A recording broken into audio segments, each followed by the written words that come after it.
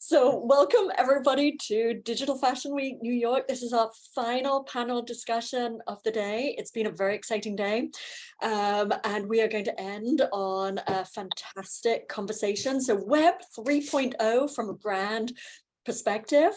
Are we really poised for change in the fashion industry? So a very hot topic. It's going to be very interesting to have these different points of view. I'm looking forward to it. I'm going to disappear from the scene and I'm going to hand over to Eva, and she is going to introduce herself as moderator and then everybody else as well. So thank you so much, everybody. I'm really looking forward to hearing what you have to say. Awesome. I love it. Welcome, everyone. My name is Eva Vacic. I'm the artist representative and Metaverse community manager for Portion.io. And today we will be joined by a bunch of wonderful people in the industry as well. I'll let you guys introduce yourselves and then we can get started on our conversation for today.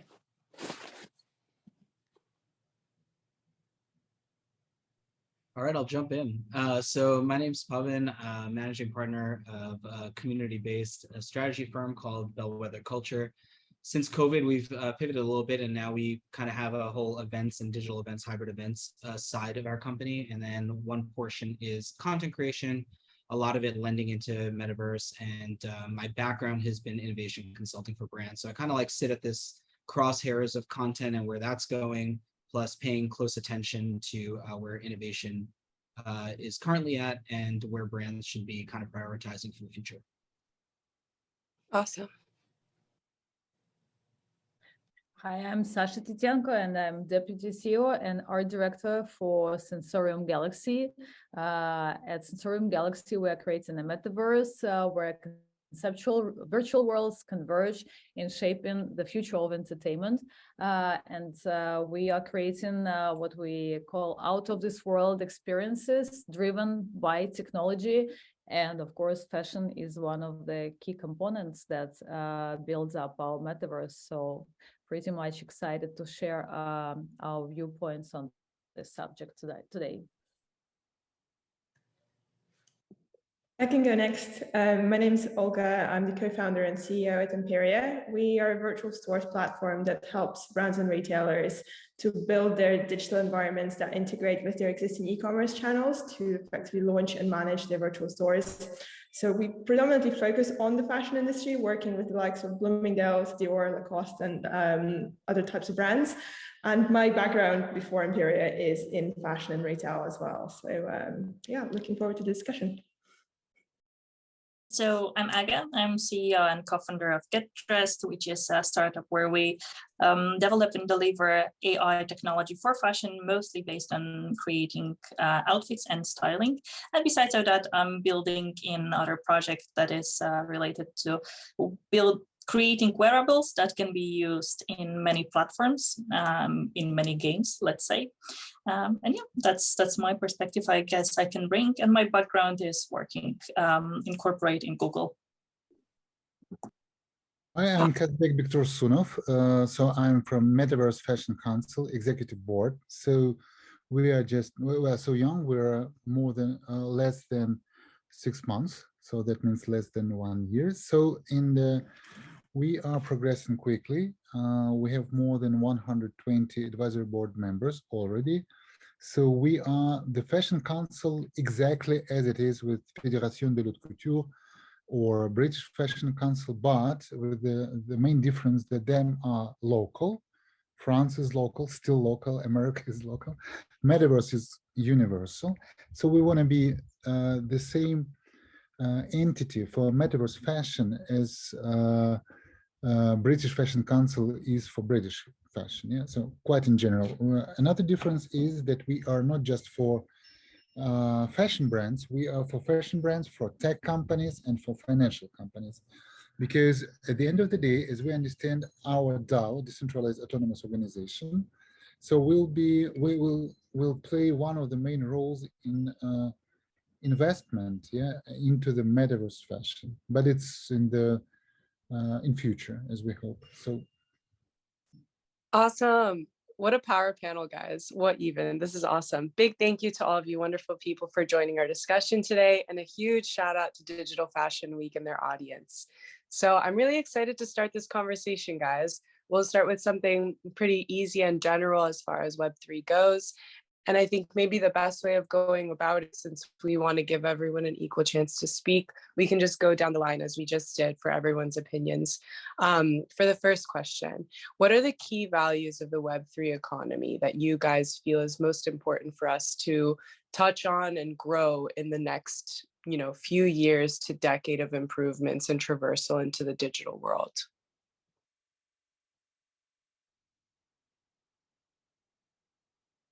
May I start? Of course. I have boring philosophical ideas about economy, okay, about Web3 economy, Metaverse economy. So usually people like are still looking the answer to the question, what is Metaverse in general? Yeah. So we think that we already have this exact answer, and it is something quite close to what fashion is. Yeah.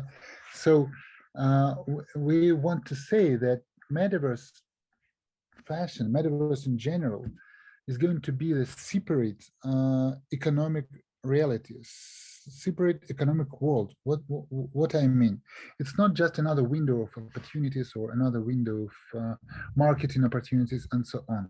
So to go deeper inside, we have crypto and blockchain industry, culture, like movement underneath. Yeah, we have this decentralization movement. It's not inevitably connected to blockchain, but decentralization as it is, it's quite deep and strong, and it's the basis, the foundation of all of this metaverse stuff, yeah, in general.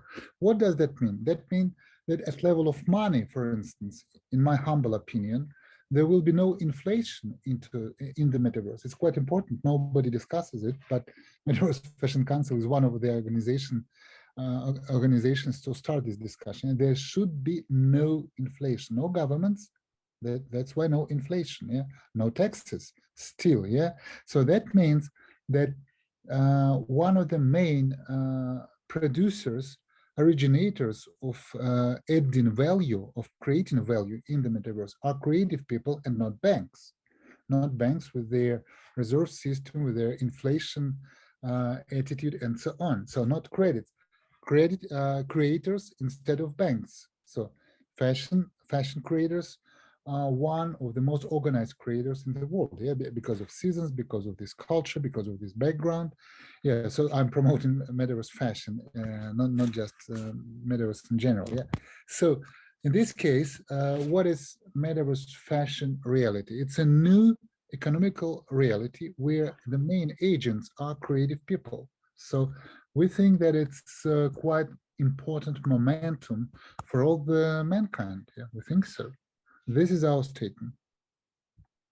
Yeah, I mean, that's the exciting part of all this, right? I probably can't explain it as eloquently, but I mean, when it comes down to it, and what I get excited about is, yeah, the creator economy now has more autonomy over like their opportunity, right? So just being able to participate in ways that they haven't been before is just a really exciting place. Like it's the whole I interviewed, so I podcast a lot, and one of my guests was Brittany Kaiser of Cambridge Analytica, which is most famous for the data breach with the Trump campaign and the crooked Hillary campaign and all that stuff.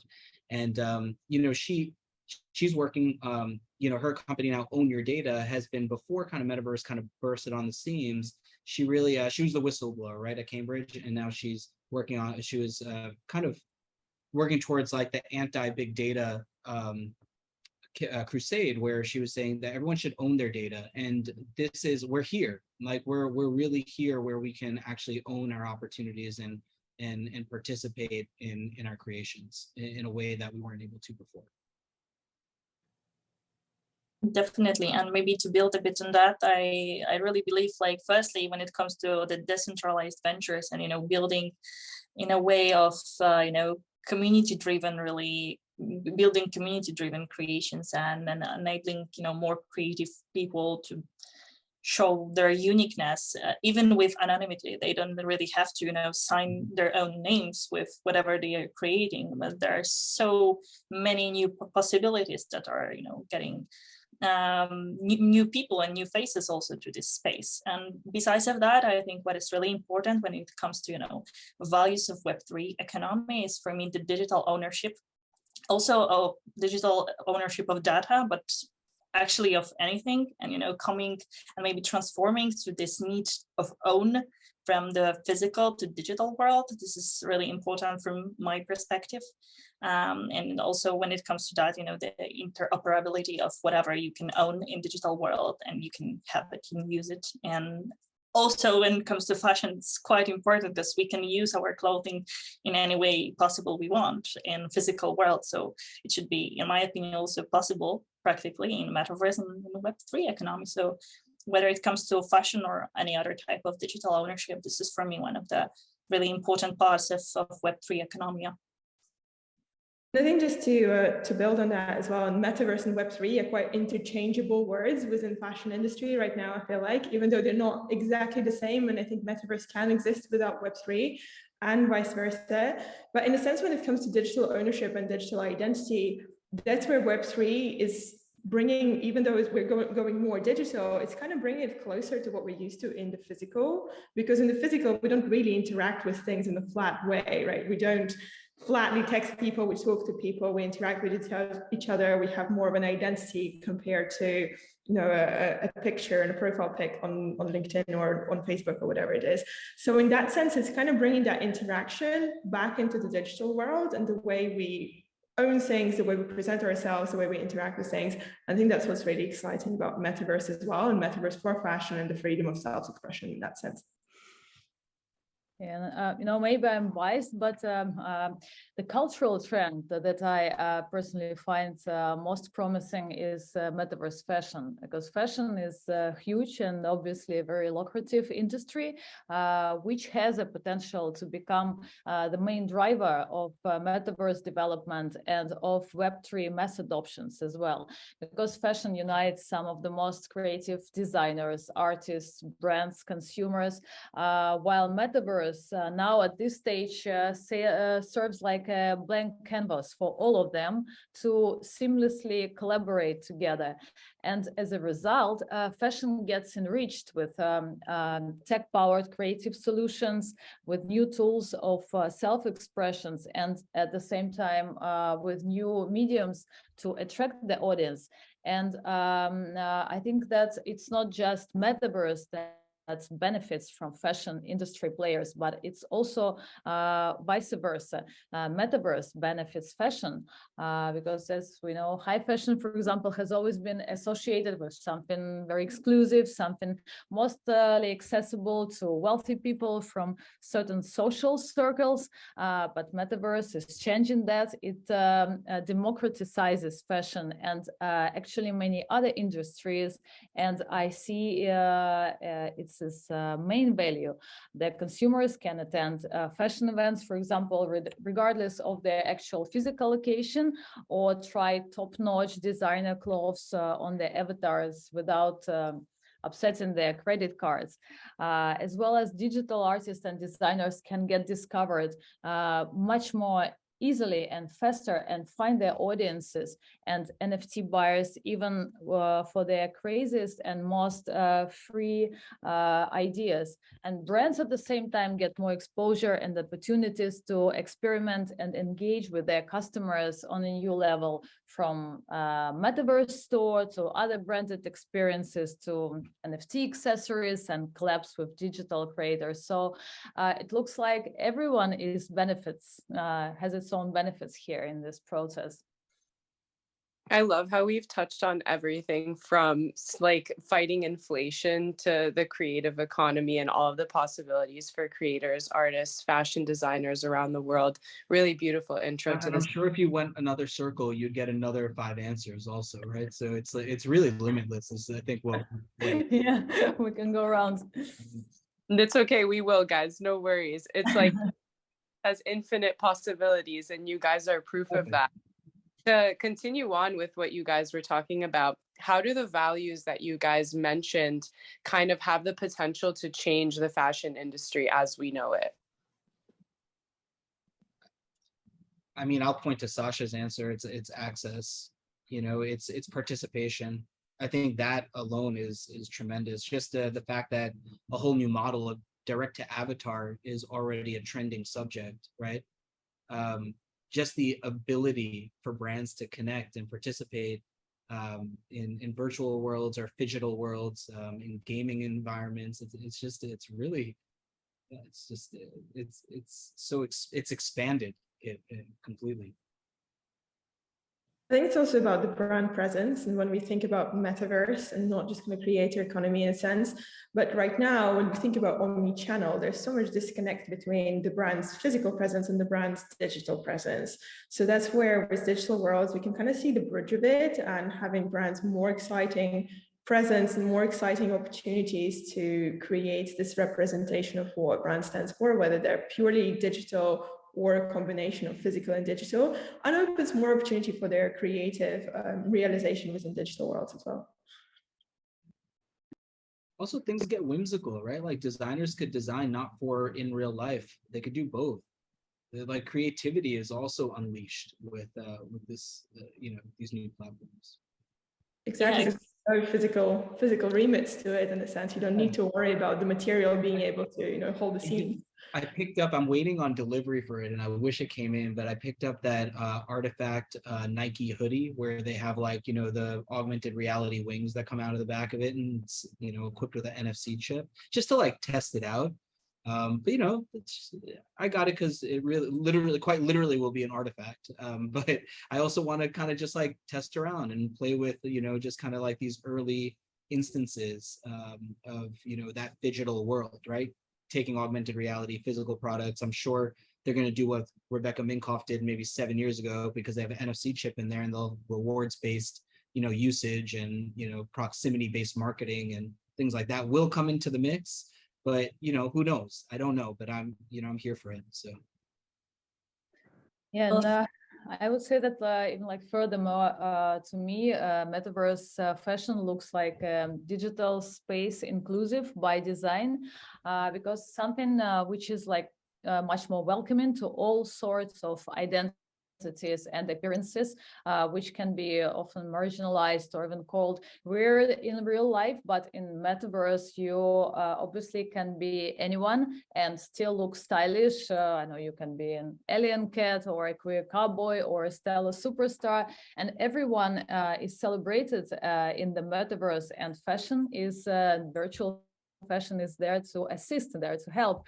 At least this is the principle that we employ in Sensorium in our approach to fashion, because, for example, when we create the skins and the looks for our avatars, whether it's AI-driven virtual artists and other smart metaverse inhibitors in partnership with Jason Emperia, specifically, like a famed Australian 3D artist.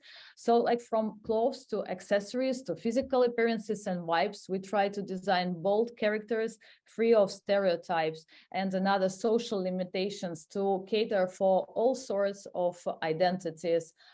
So we particularly see our mission not to replicate like the real life experiences when it comes, for example, to the music shows that we create.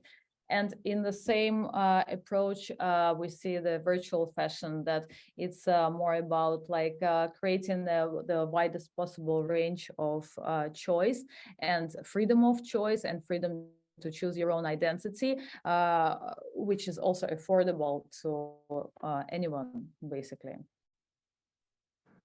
I haven't personally figured out whether I like the metaverse like environments that are completely just out of space, versus replicas of real life in the metaverse, right? So I haven't really figured out what my go-to is, but I love that brands are experimenting kind of in both styles, I guess, right now. Yeah.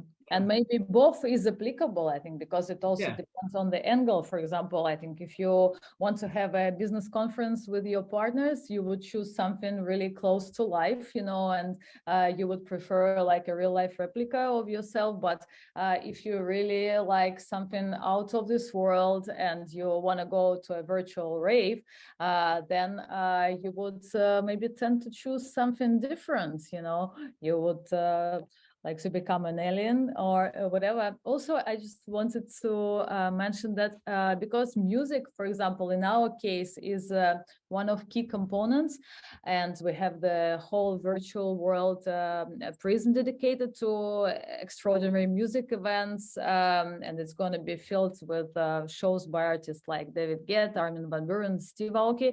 We have the music basically influence a lot this part of the virtual fashion that we create within the metaverse, because basically I would say we are trying to create virtual anthology of different music subcultures that influence the fashion, and that's why, for example, in the avatars that we create, the users are able to find specific prototypes from various music genres and subcultures, from ravers to goths to punks to cyberpunks, like you name it.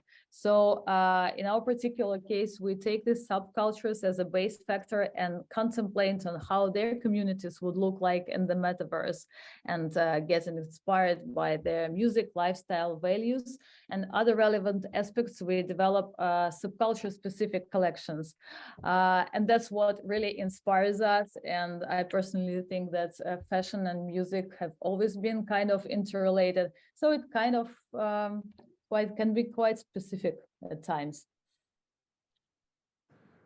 Yeah, so cool. So in my opinion, so as the question was the influence of metaverse fashion to traditional fashion. So I think that we are at the momentum as it was in 1995, as I remember, with Amazon and Barnes and Noble, the bookstore chains. Yeah, so physical one. So Amazon was just they just asked maybe something like $100,000 of investment. Yeah, so and they were quite innovative. Yeah, it's called creative destruction on the market. Yeah, when you bring something totally new, yeah, which changes the very supply chain, the very supply and demand relationships, the very nature of the product. I'm quite sure that in 5 years, maybe in 10 years, I don't know, maybe next year, so there will be no so much prestige with traditional fashion brands, and it will be more with the new brands, totally new ones. It's not a conflict, but it's still it's like Amazon and Barnes and Noble. Yeah, so it's quite another mentality, and more than that, it is a new economical reality, as I already said. Yeah, so I'm sure that Ouroboros or any brand like them, maybe in a couple of years, will be bigger than any other strong physical brands, so-called physical. I don't like the word digital and physical, this division. So, you know, being this executive board member of Metaverse Fashion Council, I have a lot of interviews. I spoke to maybe more than 300 different companies and people for last 3 months. So we spoke a lot to fashion brands, for instance, like Armani. Yeah, so we had Alexander McQueen yesterday. So they say, we are a great brand. We have 5 billion in revenue. So we say, yes, we respect this. How much do you have in metaverse sales? They say nothing. We say, okay, in this case, Ouroboros is your teacher. Yeah, my personal mentor, it's my 10 years old son. Yeah, and he plays Roblox. I play with him every day, 1 hour. Yeah, and I observe, I watch attentively. How does he spend money I give him? Yeah, so 50% of it goes to looks. He doesn't even use the word fashion, but it still looks. What is looks? Looks is wings, katana swords, and 6 red eyes from Demon Slayer movie, for instance. Yeah. So, and them are the customers of future. In 5 years, my son will give money to a lot of fashion brands. What those fashion brands will look like, who knows? But So definitely the level of quality should be the top one, not as it is now at Metaverse fashion market. Yeah, so that's why Sensorium, Sasha, I'm so happy to have you here, to see you here. Yeah, so so the level what you provide, it's quite high. Yeah, that is what is needed by fashion industry. So, and I have an idea. You said that you are going to different subcultures. Yeah, so us as Metaverse Fashion Council, yeah, we can collaborate with Sensorium, and as you are the member of Metaverse Fashion Council already, yeah, so we can collaborate and connect different designers, artists, yeah, and your ideas of musicians, yeah. So you have music as a stream, yeah. I mean, stream of ideas, not just a stream of music, yeah. Stream And of we can collaborate with music and fashion, producing the special outfits, looks, events with the new names, with the digital designers, or even it can be Chanel tomorrow. Why not? Yeah, but the idea is that it should be a quite new direction of what can be called fashion. It shouldn't be jackets or T-shirts. It should have more creativity, more connected to music, arts, yeah, to this metaverse stuff. Let's do that. Yeah, that sounds completely on the same page, with our vision, because really, as you just mentioned, the metaverse fashion, we think should also coincide with the like key metaverse activities. That's what people are going to be doing in the metaverse. If they play games there, or if they attend music events, so their looks should go in line with it. And there is also one more thing I think would be interesting to hear our colleagues today and their opinion about this, is actually the importance of combining fashion with technology when it comes to the metaverse, because, for example, we believe that the most successful digital fashion products will be those which not only, which will be both actually like visually pleasing and also utilitarian. What I mean here is like it makes sense to make these fashion products metaverse first and interoperable by their design. For example, in Sensorium, we try to apply tech solution to all of the art assets as early as possible on the road of their creation. For example, the skins to our avatars are already developed in Unreal Engine straight away, so that they can be easily integrated into the virtual worlds. And once an avatar is crafted, we use technologies to turn this character into a smart metaverse inhibitor, and we equip it with like unique stack based on reinforcement learning and genetic algorithm, which allows an avatar to have intelligent conversation with our users, learn in real time, and develop a unique personality. And well, another important advantage of making your products metaverse first is their interoperability. As Web3 develops now and metaverse becomes more advanced, the users, I'm sure, will demand universal avatars, suitable and easily transferable to any metaverse. For example, you create your avatar and you invest your budget into it, or you invest your creativity into it, and tonight you want to be in Sandbox, and tomorrow you want to use it in Meta, and then on the weekend you want to go and party with your avatar in Sensorium. And in this case, the users don't need to buy digital accessories and develop their avatar from scratch every time they enter the metaverse. So when this belief becomes real, and possible, that's when also the metaverse will be on the next step of coming to life, actually. What do you think, guys? I think what you're speaking on is actually very important. I wish that I got 0.01 ETH for every time I heard the word interoperability in the last few months. Like it's the topic I think that now everyone is coming to be very interested in because our assets are locked in world or on chain, right?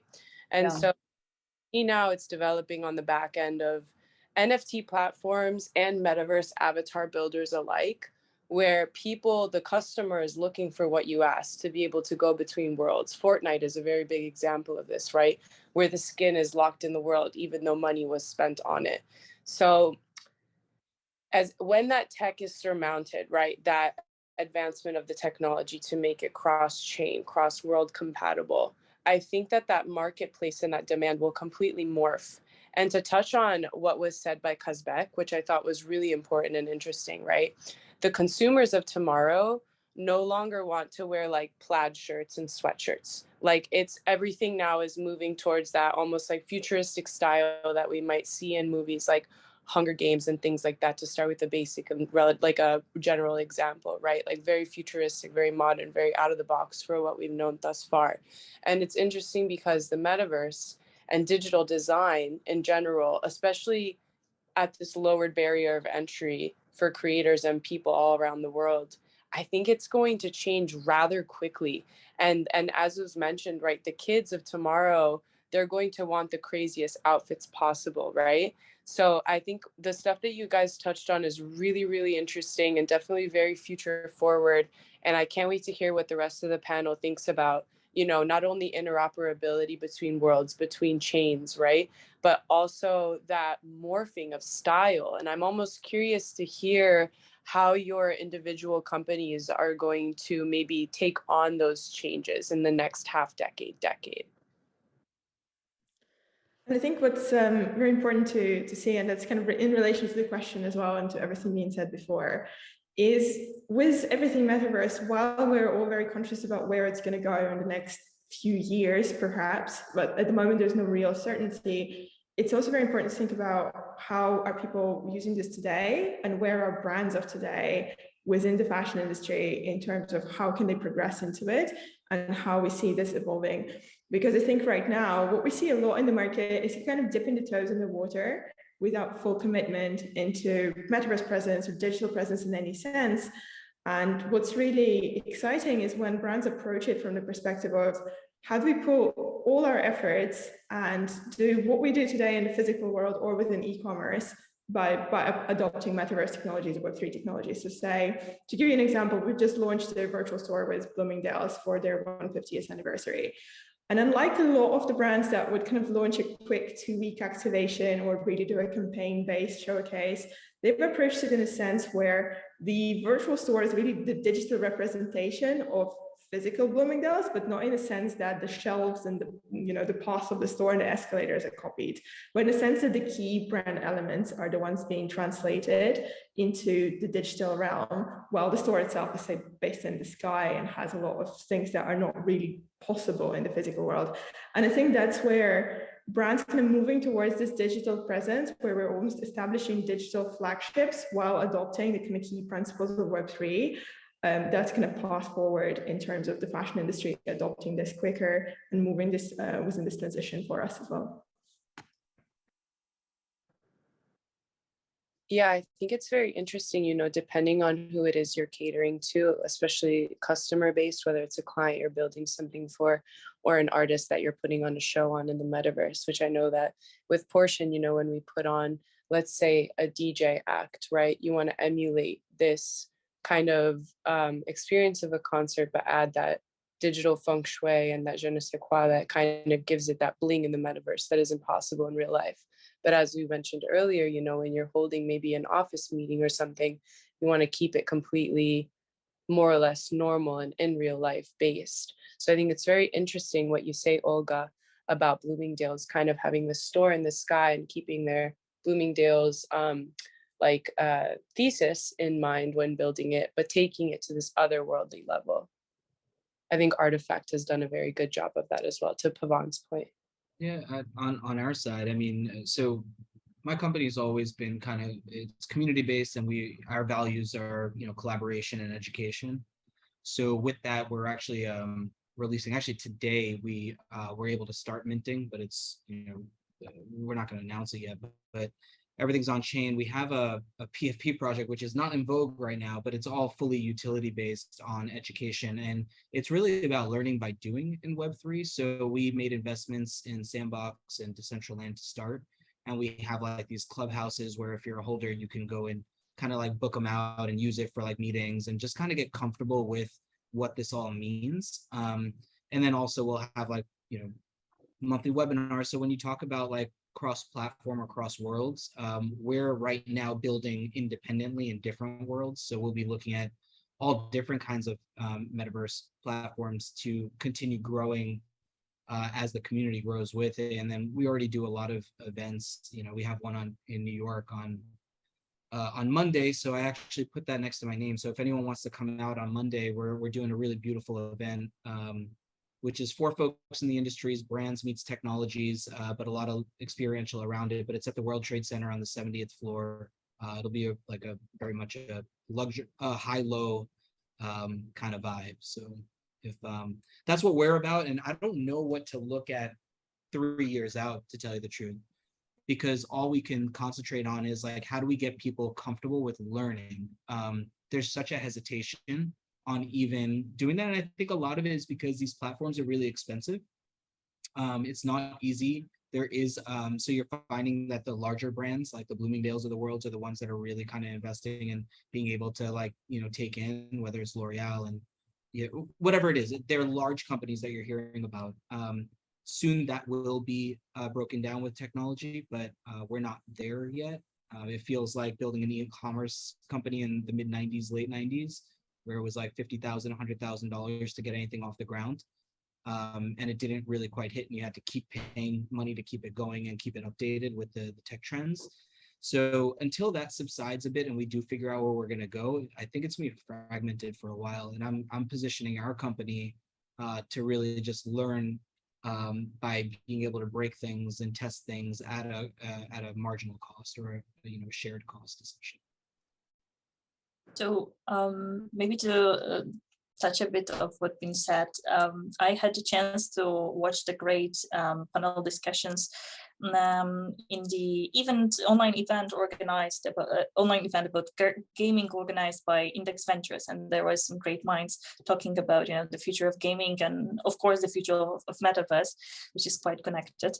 And what I've learned really during that, and I definitely agree with that, is that right now it's not that much on the focus on, you know, creating even greater games for people who are already playing games, but much more on, you know, inviting new types of people, new archetypes, new, you know, more mainstream maybe groups to gaming by creating maybe games for couples, maybe games for families, maybe games that are more oriented to the new groups that are not yet playing, because they might expect a bit different experiences than the gamers that are right now playing, but they are still, you know, going probably to join it at some point. And I believe right now, you know, from one perspective, it's really important to focus on the people who are already, you know, buying the looks, buying the skins in games and creating for them and creating interoperably, if it's possible,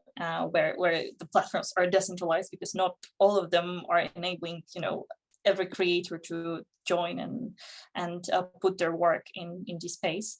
But still, it's really important from my perspective to focus on many types of people and possibly future players that are going to join the space, because eventually they will. It's right around the corner, right? Like Gen Z, exactly. 80% identify as gamers, right? When my daughter, Kazbek's son, and whoever else has kids are getting into the you know, participating in the financial world independently, that's it. That's the tipping point, and that happens like this. So if we're not iterating, learning, doing these things now and testing it out and figuring it out, we're going to be dinosaurs. My parents don't buy things on e-commerce. They're still hesitant, right? Because they didn't grow up with digital. Like, I'm 40, so I'm kind of on a cusp too, right? So like, I, you know, with that in mind, it's like, yeah, sure, I'm savvy on e-com and things like that, but yeah, unless I'm really attuned to what's going on right now, I will also, and this is just natural, I will also, I'm not shepherding this for myself and my generation. I'm shepherding this for, you know, the generations that are already accustomed to Ego's point, that they're doing this. This is where they live.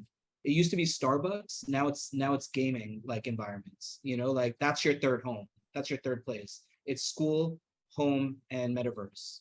Exactly. And to just give an example, so I am Gen Z myself. And so when the pandemic hit, we've been spending time with friends together, having like Christmas meetings in Minecraft, and creating the table and setting up the Christmas tree, etc., all together, because that was our way of experiencing being together, but not together, actually, like together but online, right? So and also having fun, not only just talking, but playing and doing something together. And I think, bringing that with fashion and enabling people to experience all of those different things is really important. And creating also events that are happening in both physical and digital, like connected. So right now I'm in Sweden, in Malmö, where the League of Legends has its European Championship. And, there are a lot of events that are happening in both worlds right now. And it's really normal that people right now are buying both physical jerseys and skins for the games that are going to happen right now. And I think this is really where we're going, and from my perspective and what we are building in my projects, it's really important to focus on, from one perspective, building skins that can be used in many places, but also skins that might go with some kind of experience or events. Yeah, that was really wonderfully said. I couldn't agree more. I've heard from different corners of the industry on the back end and the front end that gaming is going to be the next big boom as far as this creatorship goes, and kind of delving further into that. So I think it's really interesting to hear all of you guys speaking on that future, not only in gaming, but just creatorship in the metaverse in general. I'm a bit curious, honestly. Do you guys think that marketing and advertising to these new consumers is going to need like a new makeover, if you will, to kind of keep up with all of the tech development that's happening, and not only really tech development, but development of this new digital world that everyone seems to be, going to be a big part of? How is marketing and advertising going to keep up? I love how experiential marketing is already doing it. Like right now I'm in New York City, right? Well, I'm from not too far away from Flushing Meadows, where they're playing the US Open right now. So I'm like in tennis mode right now. And what they did at Wimbledon and what they're doing at US Open is extraordinary. So they have metaverse platforms where everybody, to Sasha's point, to Kazbek's point, you can all participate now together. I didn't have to be in Wimbledon to experience the hills, and there was like an Andy Murray experience with, if you're an Amex card holder. I mean, that right there is a crazy integration. They had I think it was Polo, yeah, of course it's Polo Ralph Lauren. They had like their merchandise, or only digital merchandise, available during the live metaverse event of the Wimbledon. Like, that stuff is interesting to me. Like, I think it resonates, I think it sits. I think it's not marketing for marketing. I think it's important, and it works. I don't know, it worked on me. I don't know if it works on other people, but I think experiential marketing is super interesting in the metaverse. So I just want to add short notice. There is a main driver and the main problem of fashion, of any fashion house, of any fashion designer, is that fashion should be fashionable. You should produce and bring to the market every 6 months or even every 3 months, new collections, new vision, new storytelling, and you should be fashionable, you should be trendy, you should be cool. Fashion should be cool, and so they fight, they struggle, they compete. I mean, all the fashion houses, imagine there are like 4 main fashion weeks, but there are 150 additional ones worldwide, but they should be fashionable, and in all the history of fashion, almost all the tools, all the stories are told, all the tools are used, have been used. I mean, that the main one of the main, and in my opinion, the main fashionable, the coolest stuff now is metaverse. So on one hand, the brands have to use it as a marketing, of course, as a marketing, just as a marketing. Then they try to start selling something, but it brings contradiction between old-fashioned business system, to this new one, where marketing and advertising, they work quite other way, comparing to corporations, advertising, marketing, and customers. Here are community. Yes, so brands should behave other way with the new generations, with the community-based relationships in metaverse. Yeah, so that brings this like I think that not just a paradox, marketing paradox, that brings additional task and difficulty for traditional fashion brands. Yeah, they should be fashionable, they should be cool. Cool is to be in metaverse for the next couple of years at least. Yeah, so but you should do something real, really having any value in the metaverse, not just paying to traditional fashion media, paying for their job, buying their advertising, and saying through any of them, yeah, we are in the metaverse. Yeah? Because as for now, traditional fashion brands in metaverse, they exist just on conferences and press coverage. So 90% of it, yeah. So, but the next day they should show that they can sell something that people use their fashionable products, yeah. So that is a huge challenge for them and for new designers who are eager to destroy them. Yeah, so that's quite interesting. Yeah, I think it's quite an epic process actually that's happening, because we see how enthusiastic lots of like big name fashion brands were to step into the metaverse, but at the same time we understand that in so many cases it was done just kind of to try it, like or for purely marketing and advertising purposes. But there is actually so much more to that, and of course there was this Fashion Week in Decentraland, this year, and many outlets called it the most accessible fashion week in history. Yeah, but at the same time, what about the quality, of the stuff, So we are really, because within our project, we really set up the bar actually to ourselves, to go, not for the quantity, but for the quality of content. So we think that it's really an important space, to be valued, not just like means of advertising and marketing and just doing something because it's hype, but actually really prolonging people's life in there. Because if it's metaverse is really a parallel world, then everything there is as important as in real life, if you know what I mean. And if you want to be in the metaverse, then really try being there, try to think metaverse, and not just for the sake of like some quick advertisement, So, but in general, it's a very interesting and new process, and we also would love to further enhance our take on metaverse fashion, and currently discussing partnership with several flagmen of the fashion industry, and looking forward to collaborating with more brands. But yeah, there are these points about quality that's very key at the same time.